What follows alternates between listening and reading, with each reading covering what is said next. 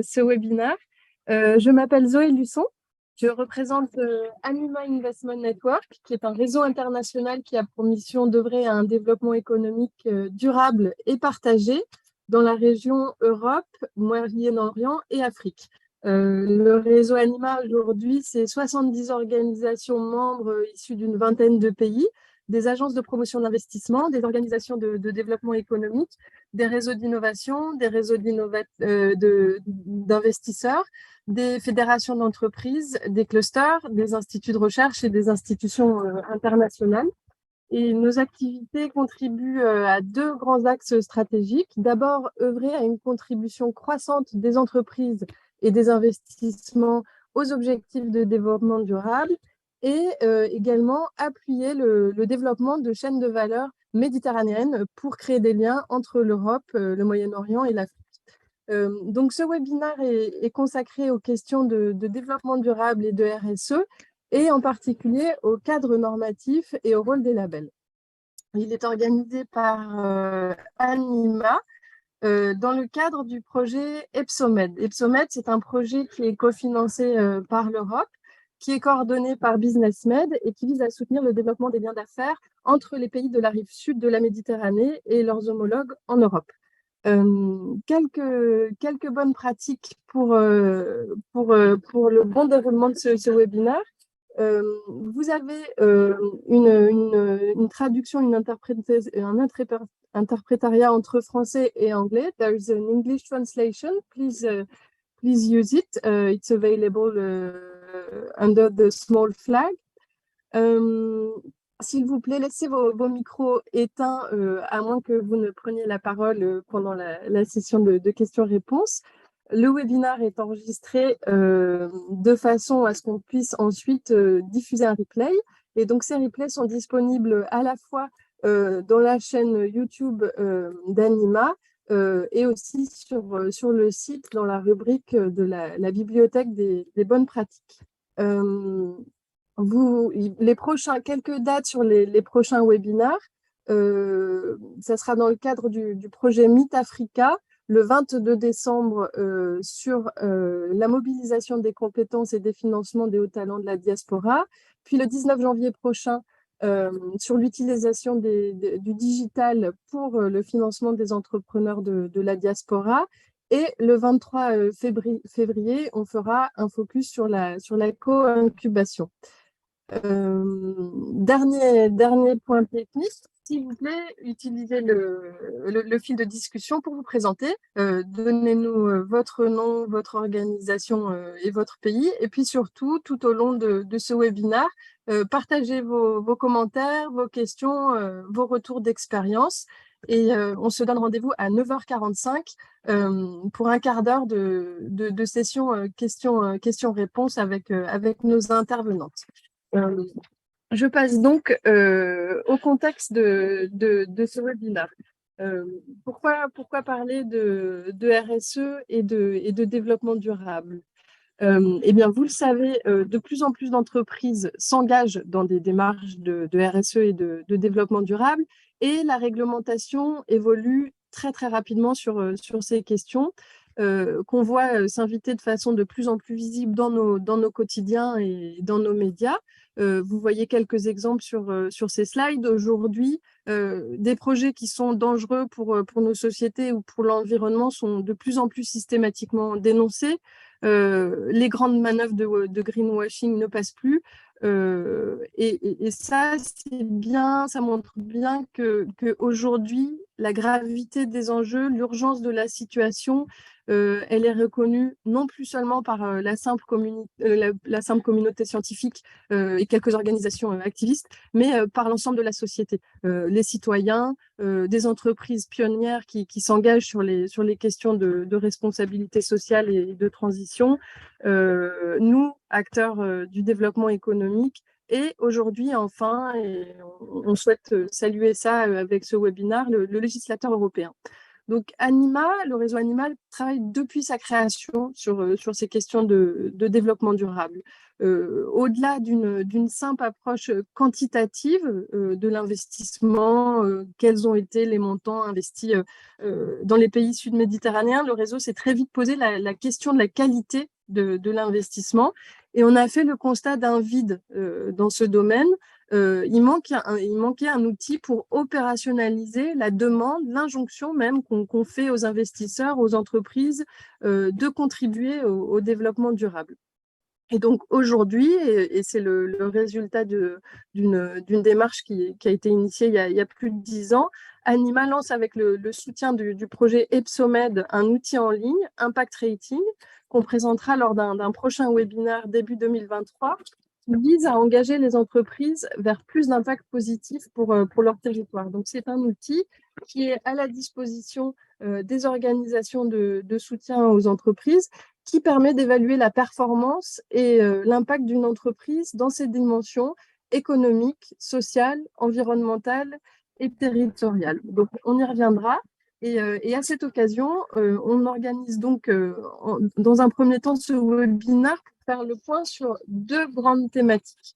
Tout d'abord, l'évolution du cadre normatif, donc des lois et des réglementations sur la RSE, et notamment sur l'adoption d'une directive européenne, la CSRD, qui fixe une obligation de communication et aussi des normes sur le reporting en matière de développement durable des entreprises. C'est quelque chose qui est très important parce que l'Union européenne est la première région du monde à le faire.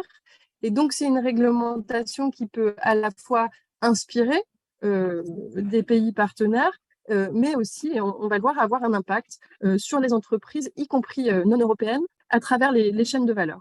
Deuxième thématique de ce webinaire, on vous propose de réfléchir à comment les organisations de soutien aux entreprises peuvent accompagner les entreprises pour se préparer face à ces nouvelles obligations réglementaires, qui sont aussi des leviers de performance et d'engagement pour faire évoluer des business models vers plus de durabilité et plus d'impact positif pour le territoire. Et donc, pour ce faire, nous avons convié deux intervenantes. Mélodie Miranda, d'une part. Mélodie, vous êtes responsable de projet RSE, ISR et économie circulaire au groupe AFNOR en France. Donc, ce groupe est au service de l'intérêt général et du développement durable en France et à l'international, et conçoit des solutions fondées sur les normes volontaires. Donc, vous êtes économiste et ingénieur de l'environnement. Vous êtes depuis 2016 une des chevilles ouvrières du groupe AFNOR pour le développement de solutions innovantes d'accompagnement et de mesures d'impact et d'évaluation en RSE. Et deuxième intervenante, Douja Garbi, vous avez plus de 20 ans d'expérience en Tunisie et à l'international.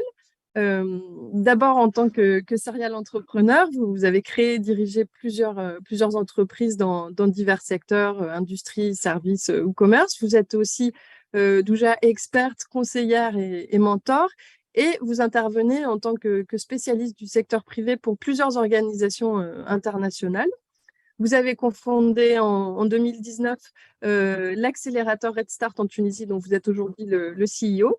Je manque de temps pour citer tous vos mandats au sein d'organisations tunisiennes et internationales. Donc, je termine en disant que vous êtes un pilier et une pionnière au sein du réseau Anima à travers votre casquette de membre fondateur de la Connect. Donc, la Connect, c'est la Confédération des entreprises citoyennes de Tunisie qui préside à l'heure actuelle le réseau Anima. Et vous suivez notamment à la Connect les thématiques RSE, entrepreneuriat et emploi. Donc, je vous propose de commencer cet échange sur le premier thème de ce webinaire, donc l'évolution du cadre normatif sur la RSE. Et je vais confier cette mission délicate à vous, Mélodie. Pouvez-vous nous présenter donc la nouvelle directive CSRD, De quoi s'agit-il et comment elle va se traduire pour les entreprises européennes et pour d'autres entreprises, qu'est-ce que ça peut impliquer? La parole est à vous, Mélodie. Oui, bonjour à toutes et tous. Est-ce que je partage mon écran ou tu as mes Oui, slides, Zoé? Ok, ça marche. oui. Ok. Alors, je partage l'écran.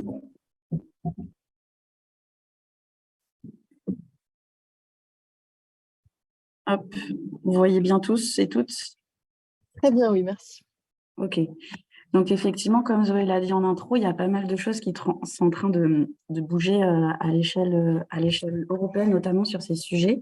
Avant de rentrer un petit peu dans le détail, un petit rappel on parle souvent de ESG, RSE, ISR, pour parfois parler un petit peu de la même chose.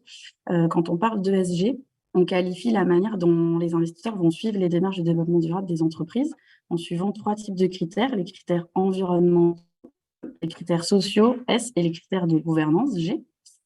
Et en général, les entreprises qui sont les plus performantes en matière de développement durable mènent ce qu'on appelle des démarches de RSE, responsabilité société. Et certains fonds d'investissement qui vont décider d'investir dans les entreprises les plus vertueuses en matière de développement durable sont engagés dans des démarches d'ISR, investissement socialement responsable. Donc voilà pour faire les liens et les passerelles entre ESG, RSE et ISR. Comme on le disait également en intro, à l'échelle de l'Union européenne, la Commission s'est emparée depuis plusieurs années de réflexion de manière à structurer un cadre réglementaire pour venir un petit peu driver tous les reportings extra-financiers des entreprises qui dépassent un certain seuil en matière d'ETP.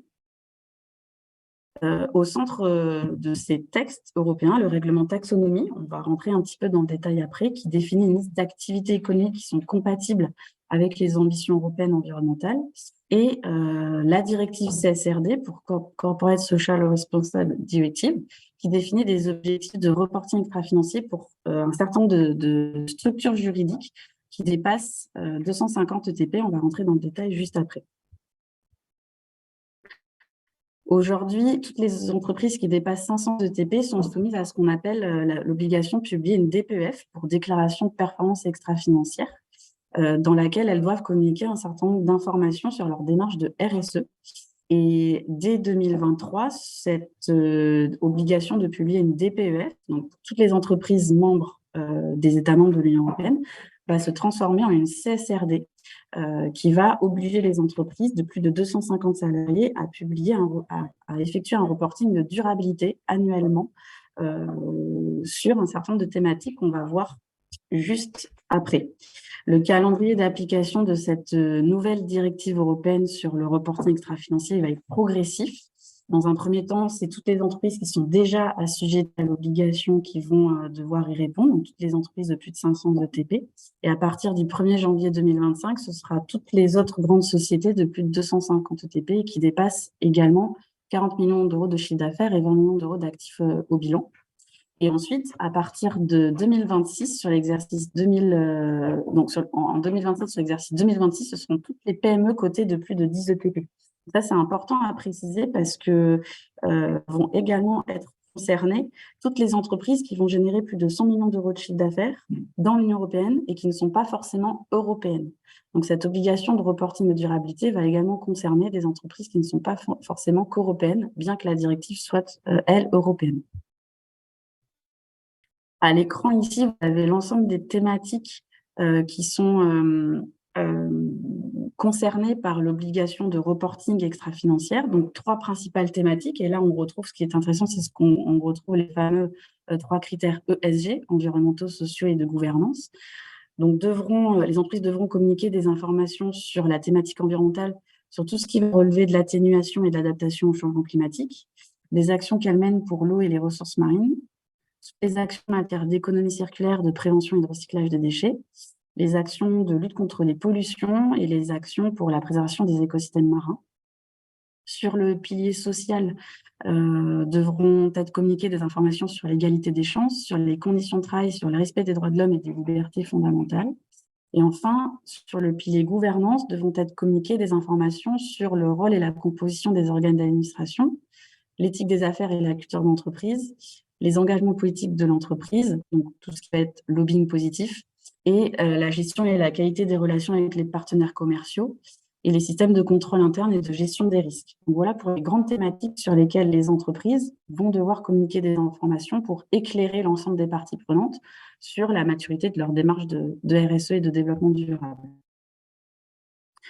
La Commission européenne a sollicité l'EFRAG, qui est un groupe consultatif européen sur l'information financière, pour lui donner le grand rôle d'écrire toutes les normes qui demain vont cadrer la manière dont les entreprises vont communiquer sur leurs informations extra-financières.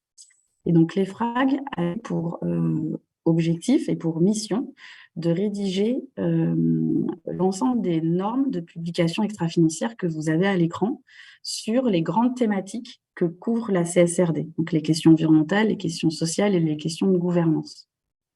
Ce qui est intéressant aussi de noter, c'est que ces normes donc de l'EFRAG, qui demain vont cadrer la manière dont les entreprises vont communiquer leurs informations de développement durable, ces normes-là sont alignées avec les grands référentiels institutionnels de reporting européens, notamment les cadres de l'ISSB, de la TCFD et de la GRI. Dans tous les cas, ces grands cadres européens de reporting extra-financier convergent vers une même manière de structurer l'information extra-financière, avec des informations qui seront réparties selon 4 piliers, une grille de lecture en 4 étapes: gouvernance, stratégie, gestion des risques et opportunités, et données et objectifs. Je vous enverrai le support et j'ai mis des liens hypertextes qui renvoient vers chacune des normes SRS. Donc vous pourrez, si chacun de ces sujets vous intéresse, voir comment demain les entreprises de l'Union européenne devront présenter leurs informations extra-financières sur chacune des thématiques qui sont couvertes par ces normes SRS. Ce qui est intéressant également, du coup, pour répondre à ta question, Zoé, c'est de voir comment l'ISO 26000, qui est aujourd'hui la norme internationale qui définit ce qu'est la RSE pour toutes les entreprises, et notamment le label engagé RSE, sur la base de laquelle il est basé, peuvent aider les entreprises à répondre à ce reporting extra-financier tel qu'il sera exigé demain par la CSRD. Donc, comme on l'a dit, la CSRD, qui est proposée par la Commission européenne, donc c'est cette directive qui va venir obliger les entreprises à publier sur leurs performances extra-financières. Cette CSRD va imposer aux entreprises qu'elles communiquent sur leur stratégie en matière de développement durable, sur comment elles déploient leur démarche de RSE et de développement durable, et comment elles mesurent leurs performances extra-financières et leurs performances de développement durable. Et ce qui est intéressant, c'est de voir que le label engagé RSE et le modèle d'évaluation qui le sous-tend, qui est basé sur l'ISO 26000, reprend cette logique-là et cette approche d'évaluation de la stratégie de développement durable de l'entreprise, la manière dont est déployée la démarche de RSE dans les process, les modes de production et les modes de consommation, et comment l'entreprise va mesurer sa performance en matière de développement durable, sa performance économique, sociale et environnementale. Focus rapidement sur le règlement taxonomique, qui est extrêmement important aussi à connaître en matière de développement durable pour les entreprises à l'échelle de l'Union européenne. L'Union européenne s'est lancée dans un vaste chantier il y a maintenant 3 ans pour essayer de mettre autour de la table tous les États membres pour réfléchir ensemble à la manière dont on pouvait structurer un référentiel qui permette d'identifier l'ensemble des secteurs d'activité qui, à l'échelle de l'Union européenne, pouvaient être considérés comme durables et comme concourant à la transition écologique et énergétique de l'Union européenne.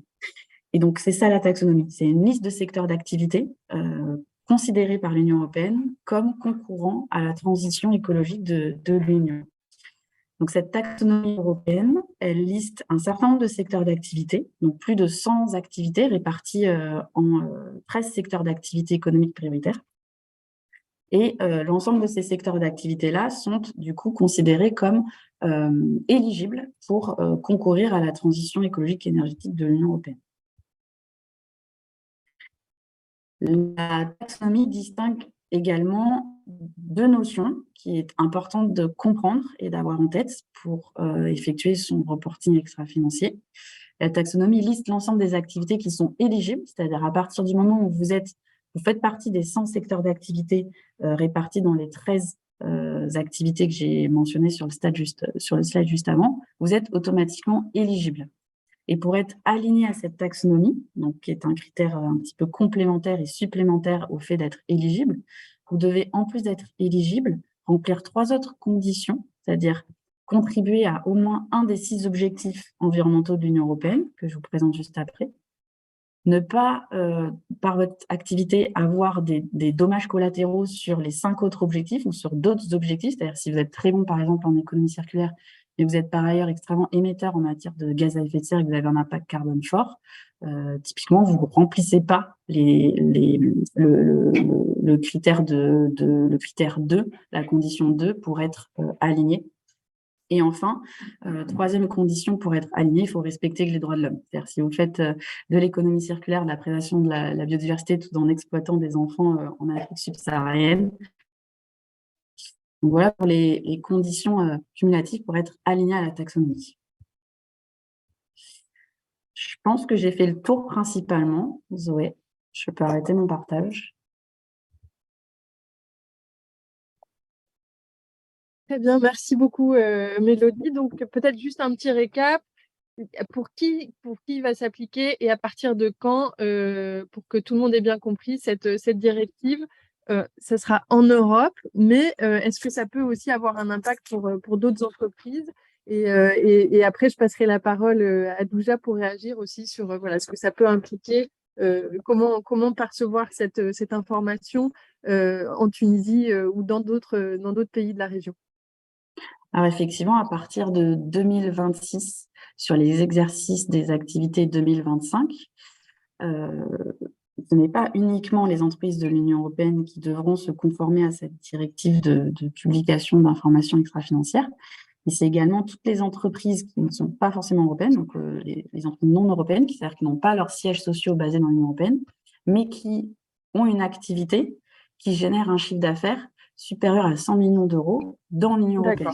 Donc, ça peut très facilement concerner des entreprises internationales non européennes, mais qui vont générer, via leurs activités dans l'Union européenne, un chiffre d'affaires qui dépassera les 100 millions d'euros. Très bien, merci beaucoup. Douja, alors sur cette première thématique voilà, de la réglementation, merci beaucoup d'être là. Je voulais vous poser la question, comment est-ce que cette initiative est perçue en Tunisie? D'abord, est-ce que les acteurs sont sensibilisés à cette question? Par quel biais? Quel peut être l'impact pour les entreprises tunisiennes? Et puis, globalement, quel est le signal envoyé pour les institutions publiques ou privées en Tunisie? Et où en est-on sur ces sujets-là en Tunisie? La parole est à vous, Douja. Merci beaucoup, Zoé. Merci d'avoir organisé cette table ronde autour de ce sujet qui est en fait, si je me rends compte que c'est le sujet 2022 en fait, depuis l'apparition du projet de la CSRD, il y a eu beaucoup d'activités et d'actions pour sensibiliser les entreprises, en effet. Donc, je confirme qu'on a été alerté par cette directive qui est en cours de vote, ce qui n'est pas encore voté au Parlement, mais qui va se faire logiquement très, très bientôt. Je pense qu'il y a eu un mouvement, même en Tunisie, en Tunisie, dans la région aussi, pour expliquer un peu aux entreprises les enjeux derrière ce genre de directive.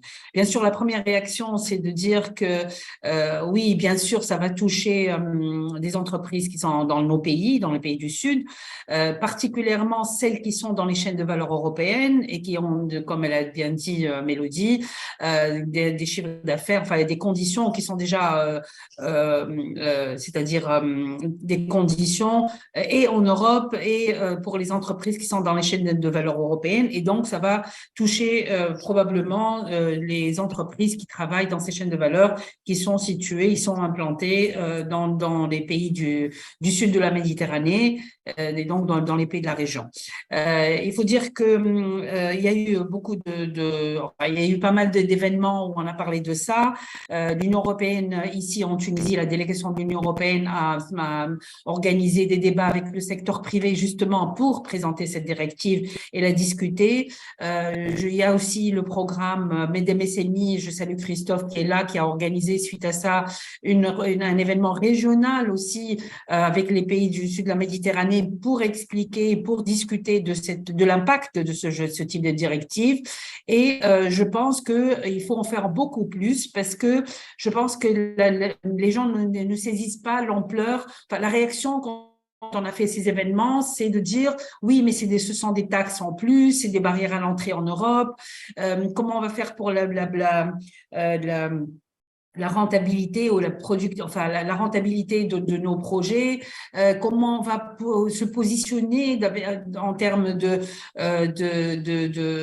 prix et tout ça, s'il y a des taxes supplémentaires qui viennent s'ajouter à ce qui se passe pour aller vers les marchés internationaux. Et on a vu la réaction en Tunisie, un petit pays comme le nôtre qui est vraiment orienté export. On va se poser trop de questions, beaucoup de questions, et on doit chercher les moyens de se mettre à niveau et de comprendre et d'être en conformité avec cette directive pour ne pas perdre les marchés actuels et continuer à exister sur le marché européen.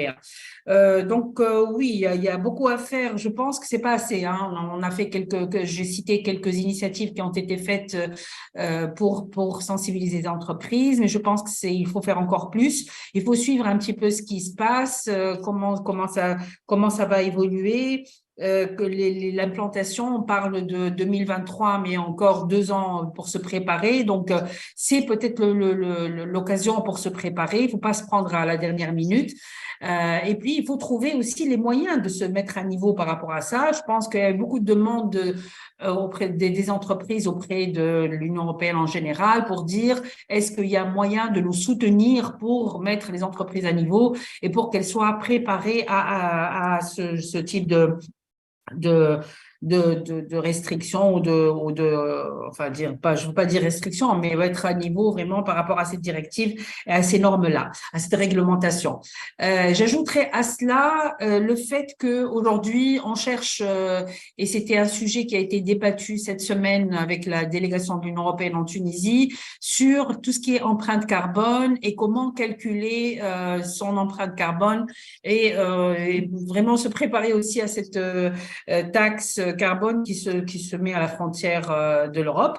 La Tunisie parle aujourd'hui à sa propre de travailler sur sa propre sa propre façon ou sa propre taxe carbone, je veux dire, pour que les entreprises sachent se préparer aussi pour cette taxonomie. En fait, ce que j'essaie de dire, c'est qu'aujourd'hui, il y a beaucoup. Vous savez, les entreprises ne savent pas aujourd'hui calculer la taxe carbone. Hein. Il y a quelques outils, il y a quelques entreprises qui essaient de le faire, et même ceux qui le font, il y a des informations qui restent aussi tributaires de secteurs. On cherche l'information, il n'y a pas de data qui va permettre justement de calculer un petit peu son impact carbone. Donc, il y a beaucoup de travail à faire au niveau de la réglementation, au niveau de la sensibilisation.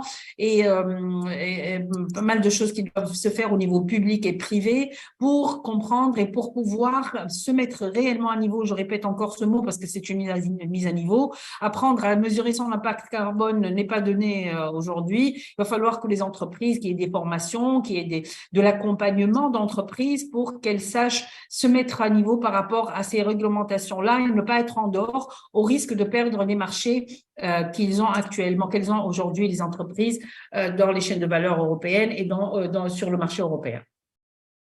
Merci beaucoup. Un grand merci, Louja, de ce témoignage. Une précision, la directive, elle a effectivement été adoptée par le Parlement le 10 novembre dernier. Et Merci. elle a été ensuite, on entend quand même aussi des éléments positifs au sujet du Parlement européen. Et elle a été entérinée par le Conseil de l'Europe le 28 novembre. Donc maintenant, la prochaine étape qui sera courant 2023, ça va être vraiment la publication des normes, des standards qui vont vraiment permettre de voir comment va se formaliser cette obligation de communication. Merci Zoé, j'ai raté cette information. Merci. Et ben voilà, c'est l'objectif du webinaire. Et donc, pour rebondir sur ce que vous disiez, Douja, désolée, je vais passer du tu au vous. Euh, Se donner les moyens, sensibiliser et ne pas s'y mettre à la dernière minute. Oui, en effet, ça va aussi être un facteur de performance économique pour les entreprises de se préparer à cette obligation, pas seulement parce que c'est une obligation réglementaire, mais aussi parce qu'on est bien dans une démarche de réflexion sur quel est mon impact, comment est-ce que je peux l'améliorer. Et ça, c'est quelque chose qui apporte de la valeur à l'entreprise. Je voudrais pas jouer sur les mots, mais voilà, la RSE, c'est pas seulement un coût, c'est surtout un investissement pour l'entreprise. C'était quelque chose qu'on avait longuement souligné pendant une conférence qui avait été organisée par la Connect sur la RSE fin octobre à Tunis. Et donc, ça m'emmène au deuxième sujet de ce webinaire. Comment les organisations de soutien aux entreprises peuvent accompagner leurs entreprises. Donc, on a bien entendu l'importance de la démarche d'information et de sensibilisation. Sur le plan opérationnel, une autre démarche très intéressante d'engagement volontaire, c'est de proposer des labels. Donc, je vais d'abord donner la parole à nouveau à Mélodie pour un témoignage, un retour d'expérience sur le label engagé RSE qui a été créé par l'AFNOR. De quoi s'agit-il et dans quelle mesure ça aide les entreprises à se préparer à répondre à ces obligations et surtout comment c'est aussi un outil de performance, de pilotage de la performance financière et extra-financière d'une entreprise. Mélodie, je vous passe la parole. Oui, merci beaucoup. Vous voyez bien mon partage. L'écran s'affiche? Oui. Ok, parfait. Donc effectivement, comme je le disais, le label engagé RSE, c'est quelque chose qui derrière tout ça, c'est une méthodologie d'évaluation des démarches RSE des entreprises qui propose une approche structurée pour préparer un reporting de durabilité en phase avec les enjeux RSE prioritaires de l'entreprise, tels que la directive CSRD le demande. Donc, comme on l'a dit, la directive CSRD, elle va imposer des entreprises qu'elles communiquent sur 3 typologies d'informations. La première, c'est leur stratégie et leur business model durable. Une entreprise, demain, dans l'Union européenne, devra prouver dans sa communication extra-financière que son activité contribue au développement durable, qu'elle n'a pas d'impact négatif sur l'environnement, la société, etc. Elle devra également communiquer, cette entreprise, sur la gouvernance qu'elle structure en interne, les rôles et les responsabilités de chacun, des dirigeants notamment, pour faire de l'activité une activité réellement durable. Dans un deuxième temps, l'entreprise devra communiquer sur la manière dont elle a déployé cette stratégie de développement durable et de business model durable. Comment elle s'y prend? Quelle est sa démarche de RSE? Qui fait quoi en interne? Et comment la démarche RSE qu'elle déploie répond bien aux enjeux RSE prioritaires de sa stratégie de développement durable? Et enfin, dans un troisième temps, l'entreprise, elle devra mesurer sa performance extra-financière et prouver à ses parties prenantes qu'elle atteint ses résultats RSE en lien avec ses enjeux RSE prioritaires. Donc ça, c'est vraiment ce que va demander la directive CSRD demain sur le reporting de durabilité à toutes les entreprises qui seront assujetties. Et aujourd'hui, ce qui est intéressant de noter, c'est que toutes les entreprises qui sont déjà engagées dans des démarches RSE, notamment sur la base de l'ISO 26000, ou qui se sont prêtées à l'exercice de la labellisation en utilisant notamment la méthodologie du engagé RSE, ont déjà cette approche. C'est-à-dire qu'elles sont déjà habituées à structurer une stratégie RSE, de développement durable, en lien avec leurs enjeux RSE prioritaires, à déployer cette démarche RSE et à la mesurer, en mesurer les résultats, la performance. Si on regarde un petit peu dans le détail, la manière dont est constitué le référentiel engagé RSE, vous allez retrouver plusieurs chapitres. Un premier chapitre où on va évaluer la gouvernance de l'entreprise, c'est-à-dire la manière dont les entités dirigeantes vont s'emparer un petit peu du sujet de développement durable, la manière dont elles vont porter le sujet, la manière dont elles vont identifier leurs enjeux RSE prioritaires, la manière dont elles vont faire preuve d'exemplarité et de lobbying positif pour pousser le sujet du développement durable dans leur secteur d'activité. Ça, c'est tout le chapitre 1. Dans le chapitre 2, chapitre 3, le chapitre 4 et le chapitre 5, on va voir comment l'entreprise va déployer sa démarche de RSE, comment elle va utiliser les ressources humaines au service de la transition de son entreprise, comment elle va, dans ses modes de production et de consommation, changer ses habitudes pour moins polluer, pour préserver l'environnement davantage de la biodiversité, pour faire éventuellement des économies circulaires, pour avoir recours autant que faire se peut à des sources d'énergie renouvelables, etc. Donc là, on est vraiment connecté à la deuxième typologie d'information qui est exigée par la directive CSRD, à savoir toutes les informations qui vont être relatives à l'implémentation, déploiement de la démarche RSE. Et enfin, dans les 3 derniers chapitres, chapitres 6, 7 et 8, on va évaluer la manière dont l'entreprise atteint ses résultats RSE et comment elle sélectionne le bon indicateur de suivi de sa performance RSE. Par exemple, si une entreprise indique dans sa stratégie qu'elle va réduire par 2 ses émissions de gaz à effet de serre à horizon 5 ans et que dans son tableau de bord d'indicateurs, elle n'a aucun indicateur de suivi de ses émissions de gaz à effet de serre, il y aura sûrement un signal d'alerte et l'entreprise devra être vigilante sur les indicateurs qu'elle choisit en lien avec ses enjeux RSE prioritaires, au risque de se faire accuser de pratiquer ce qu'on appelle le greenwashing.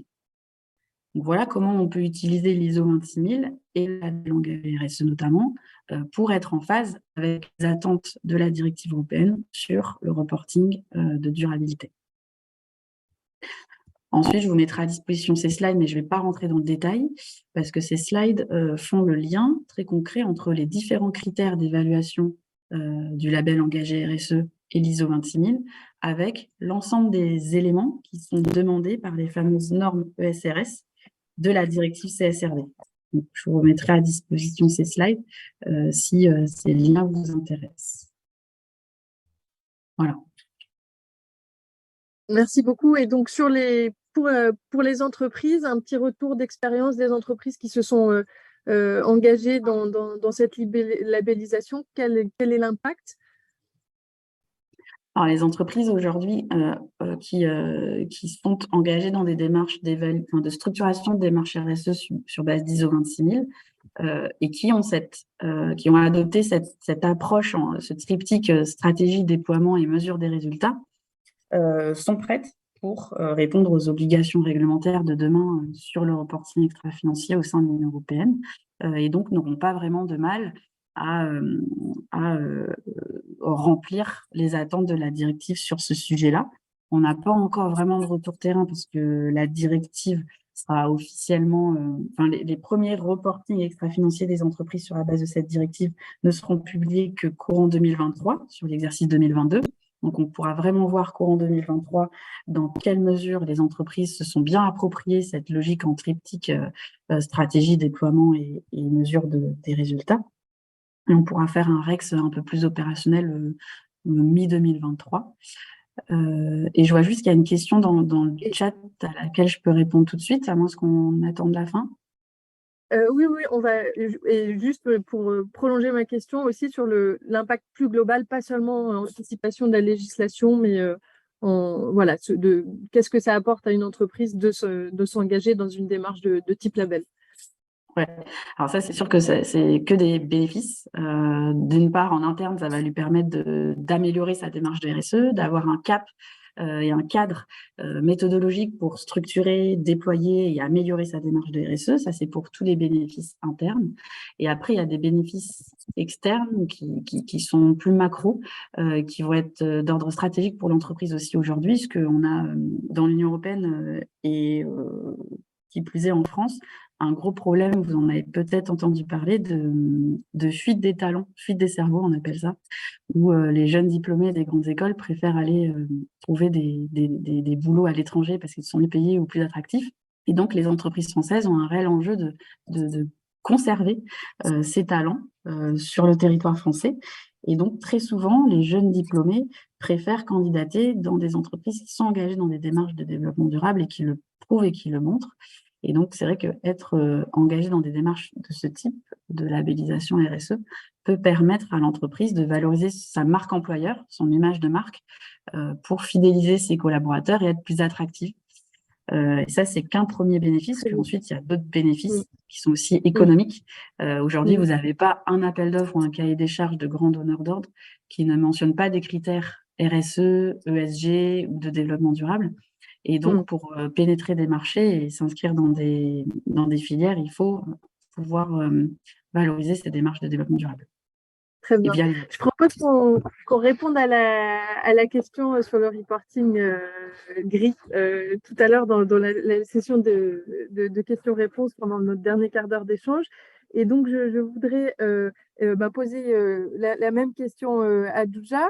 Qu'en est-il du label RSE de la Connect? Qu'est-ce que ça apporte? Quelle est la démarche en quelques mots? Et qu'est-ce que ça apporte aux entreprises labellisées en Italie avec ce label? En effet, Zoé, je pense que la Connect a été pionnière et a été visionnaire en 2012 en se focalisant sur la mise en place d'un label RSE pour la Tunisie en partenariat avec beaucoup d'acteurs locaux, notamment des acteurs publics, privés, de la société civile. L'idée, au départ, c'était de sensibiliser sur l'importance de la RSE et son impact sur la durabilité de l'entreprise, sur le développement durable, etc.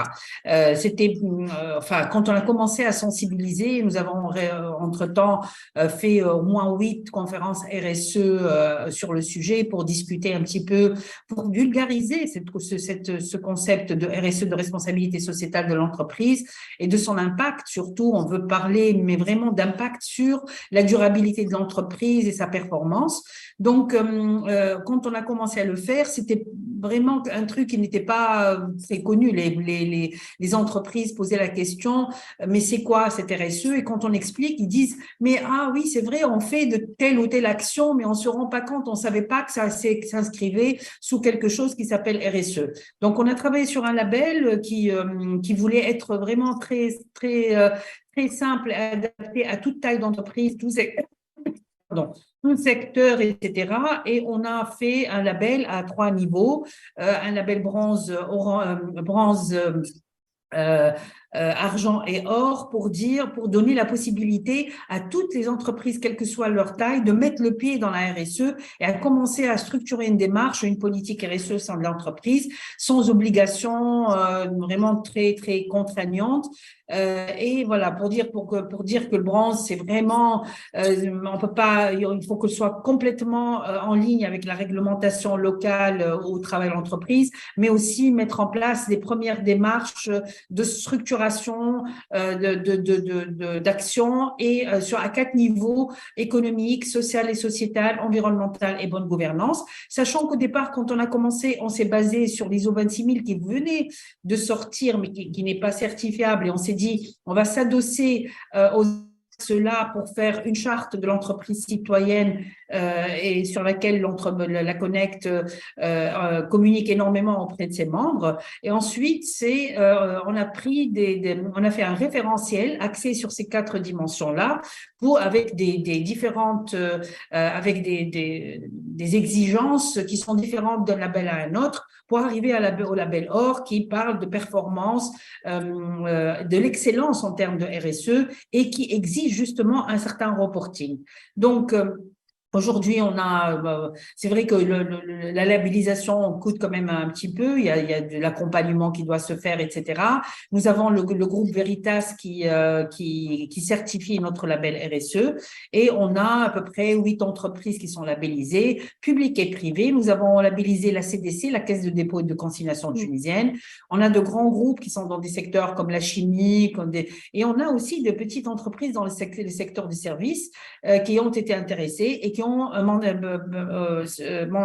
candidaté et qui ont travaillé pour obtenir ces labels-là. On a des entreprises dans le textile, il y a eu des initiatives avec des partenaires pour structurer certains secteurs en particulier, comme le textile, etc. L'idée, c'est de mettre en place une politique RSE qui permet de structurer toutes ces actions extra-économiques, parce qu'on sait que la vocation d'une entreprise, c'est de faire du bénéfice et de gagner de l'argent, mais au-delà au-delà de ça, elle cherche à comprendre quel est son impact, qu'est-ce qu'elle peut faire pour qu'elle soit bien ancrée sur son territoire, répondre aux attentes de ses parties prenantes, travaille sur une chaîne de valeur bien structurée avec des échanges de bonnes pratiques en matière de responsabilité, être une entreprise citoyenne et tout ce qui s'ensuit. Je vais dire aussi qu'il y a quand même pas mal d'initiatives intéressantes. Il y a la Bourse qui a lancé cette année, en 2022, leur guide de reporting ESG pour les entreprises cotées en bourse. Je pense qu'elles seront aussi bien préparées, ces entreprises cotées en bourse, pour être en conformité, et celles qui sont labellisées aussi, être en conformité avec la CSRD, moyennant peut-être quelques améliorations. Donc, il y a pas mal d'initiatives qui sont en train de discuter entre elles en Tunisie par rapport à ça. Et puis, je pense que nous, à la Connect, en tout cas, Zoé, comme tu le sais très bien, nous ouvrons en 2023 un grand chantier pour la révision du label RSE Tunisie, en s'adaptant à des exigences peut-être nouvelles par rapport à la CSRD, en travaillant avec vous sur l'outil de notation que tu as présenté au début, pour qu'il soit peut-être pour digitaliser certaines parties de label, notamment la partie diagnostic de l'entreprise, où est-ce qu'elle en est par rapport à tout ça. Et puis, on est aussi en discussion avec l'AFNOR pour voir comment on peut être dans ce pool de label RSE qui est reconnu à l'international. C'est une question qui est très souvent posée par nos entreprises pour dire, est-ce que oui, moi j'ai des donneurs d'ordre internationaux qui me posent des questions sur ma responsabilité et ma politique RSE. Est-ce que le label RSE Tunisie est valable à l'international? Est-ce qu'il est, il répond aux attentes de mes donneurs d'ordre?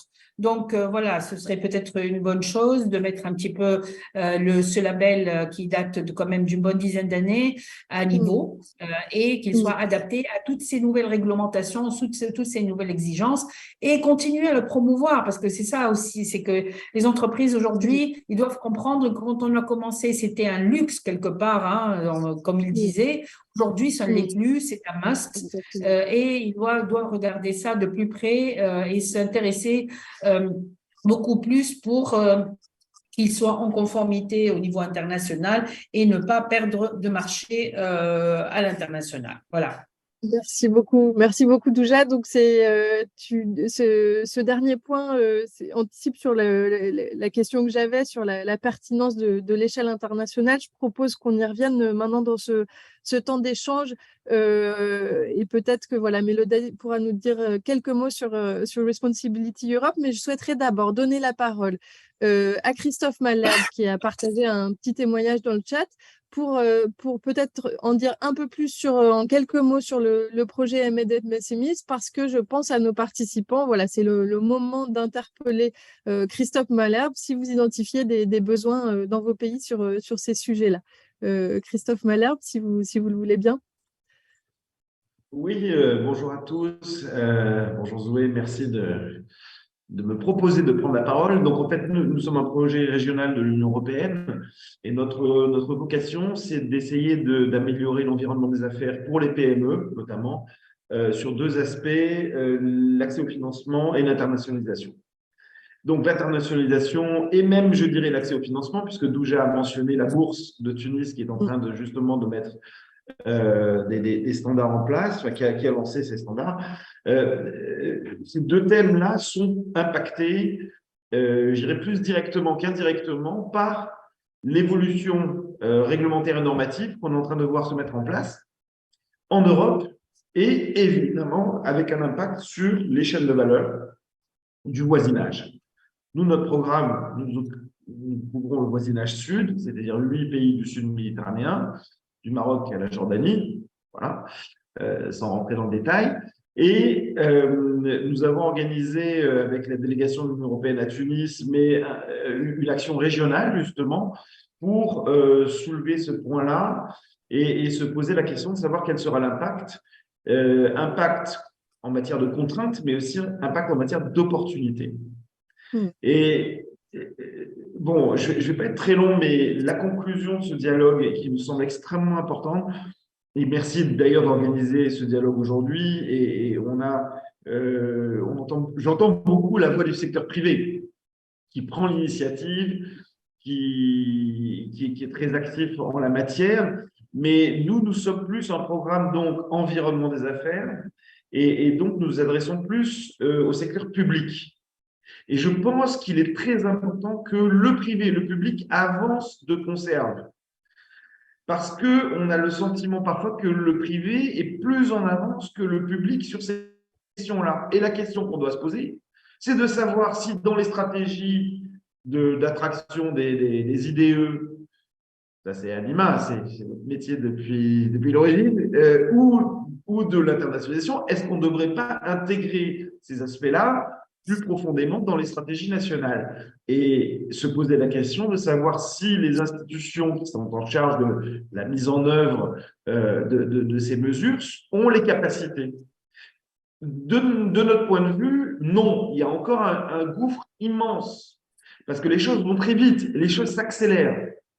Et la question qu'on se pose, et qu'on pose à l'Union européenne et aux autres partenaires de la coopération internationale, c'est de savoir s'il ne serait pas temps de faire un plan de mise à niveau des entreprises du Sud Méditerranée, au même titre qu'il y a eu le plan de mise à niveau de l'industrie dans les années 90 qui a été lancé dans tous les pays du Sud méditerranéen pour mettre à niveau, moderniser l'industrie en vue de quoi? En vue du fait qu'il s'intègre sur le marché européen, qu'il puisse répondre par la qualité notamment au marché européen.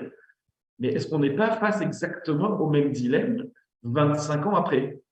De mon point de vue, moi je pense que oui, on a le même dilemme et aujourd'hui, la mise à niveau des entreprises doit être faite en matière justement environnementale et sociale et que pour ça, il serait, de notre point de vue, tout à fait approprié de penser à un grand partenariat à l'aune de ces grands plans de modernisation qui ont eu lieu dans les années 90, encore une fois. Voilà, donc c'est un petit peu notre position. Et il faut embarquer les policy makers, les décideurs politiques dans la révision de leur stratégie d'investissement et stratégie d'exportation.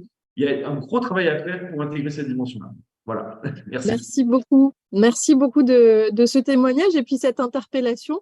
Je vois des agences publiques dans les participants, donc je ne dénonce personne, mais n'hésitez pas à vous manifester dans le chat et à prendre la parole pour répondre sur ces points voilà, qui viennent d'être soulevés par Christophe Malherbe. Et pour ne pas perdre de temps, en attendant, je propose de passer à la question qui a été posée par Monsieur Stotti. Concernant, et donc là, je pense qu'on revient plutôt à toi, Mélodie, le reporting gris et la CSRD. Oui, en fait, la question, c'est, je la reprends, le reporting GRI, Global Reporting Initiative, est-il intégré dans la CSRD? En fait, alors pardon, j'avais enlevé la webcam pour éviter l'interférence, mais oui, tout à fait. En fait, ce que j'expliquais à un moment donné sur un slide, mais c'est vrai que j'ai partagé énormément d'informations et du coup, je comprends tout à fait que celle-ci soit passée à la trappe.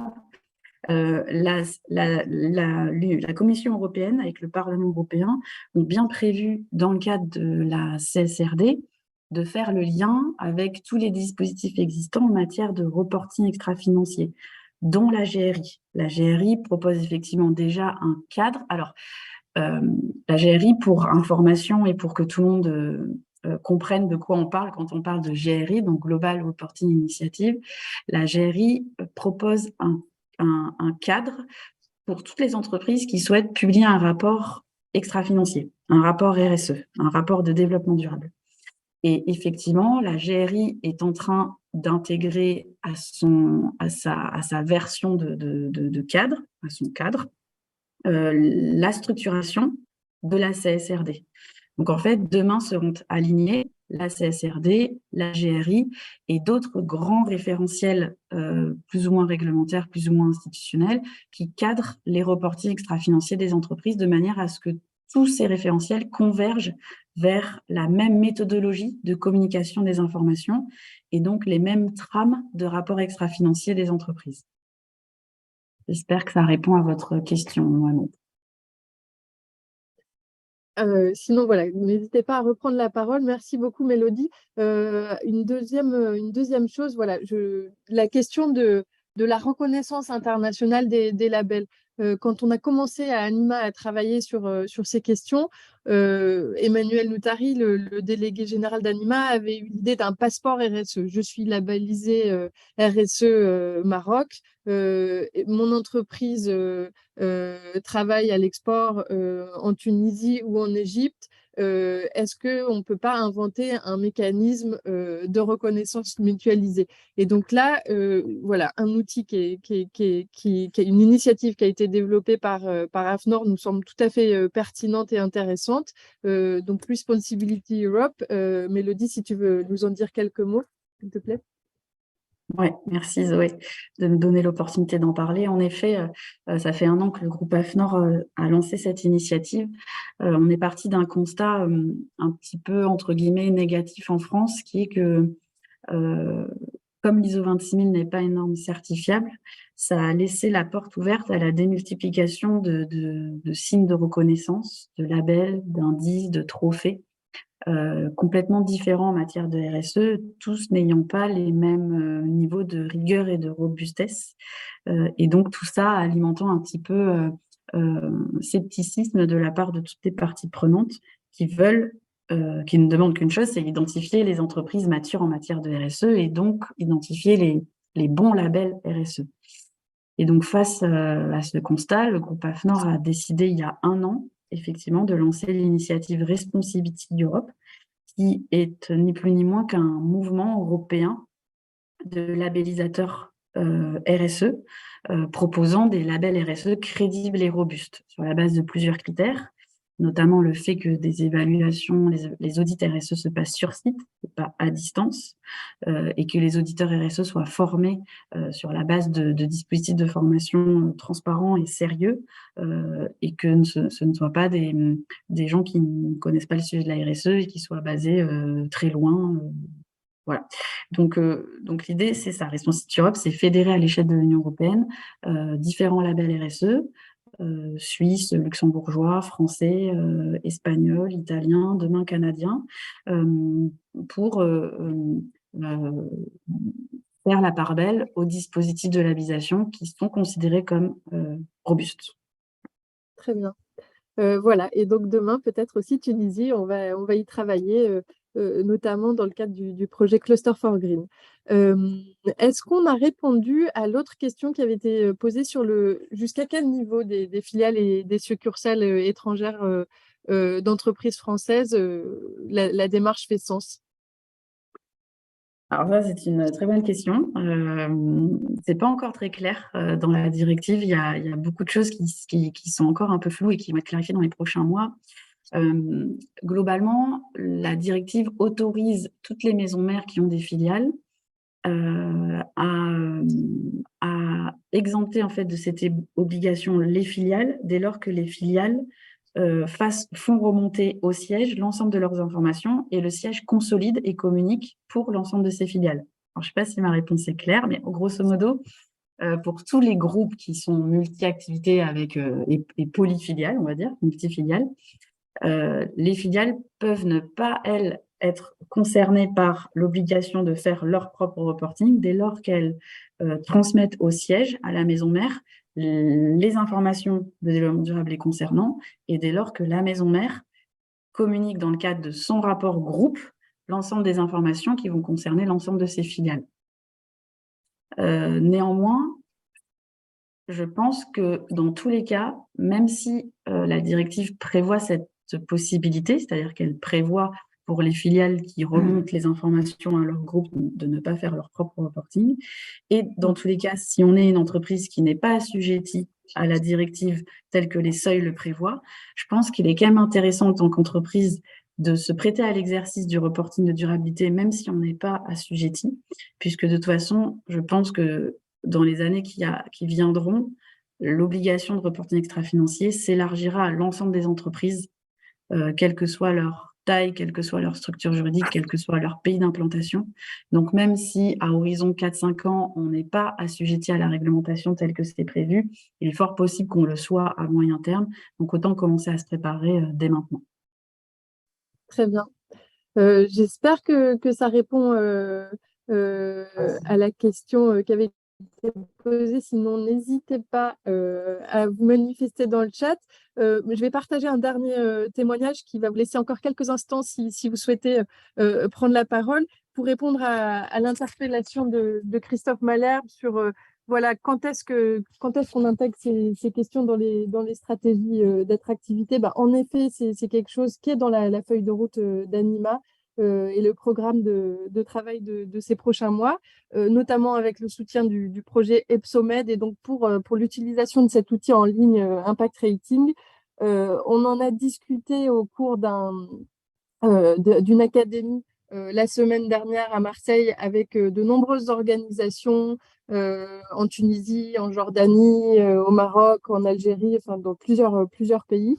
On aurait dû d'ailleurs même en avoir plus, mais on a eu malheureusement beaucoup de problèmes de visa.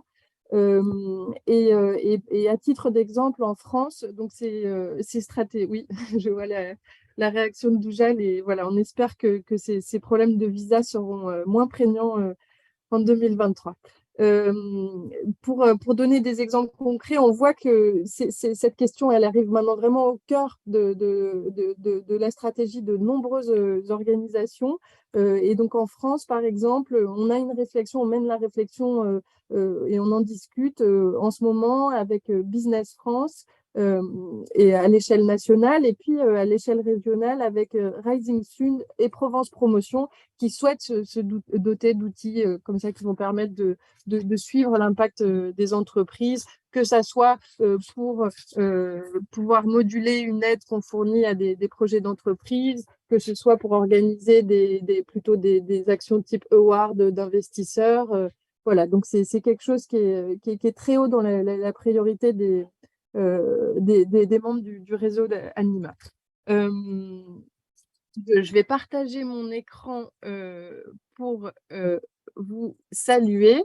Je souhaiterais vraiment remercier l'ensemble des participants et puis bien sûr Doujal Yarbi et Mélodie Miranda pour ces présentations. C'est des sujets complexes avec beaucoup de contenu mais qui sont absolument stratégiques pour nos entreprises et qui doivent être pris à bras le corps par les institutions, les organisations, qu'elles soient publiques ou privées, d'appui aux entreprises en Europe et dans nos pays partenaires. Donc, je vous donne rendez-vous pour de nouveaux webinaires, de nouvelles actions sur ces sujets-là. Puis vous voyez aussi sur la slide le rappel des prochains webinaires organisés sur d'autres thématiques, plutôt mobilisation des diasporas dans le cadre du projet Mythafrica. Je vous remercie tous. On a tenu la promesse d'un webinaire d'1 heure. Et voilà, je vous invite à diffuser le lien du replay qui sera très vite communiqué par Anima sur les réseaux sociaux. Merci à tous. Merci beaucoup et bonne fête à tous et à toutes. Pareillement. Merci. Au revoir. Merci. Au revoir.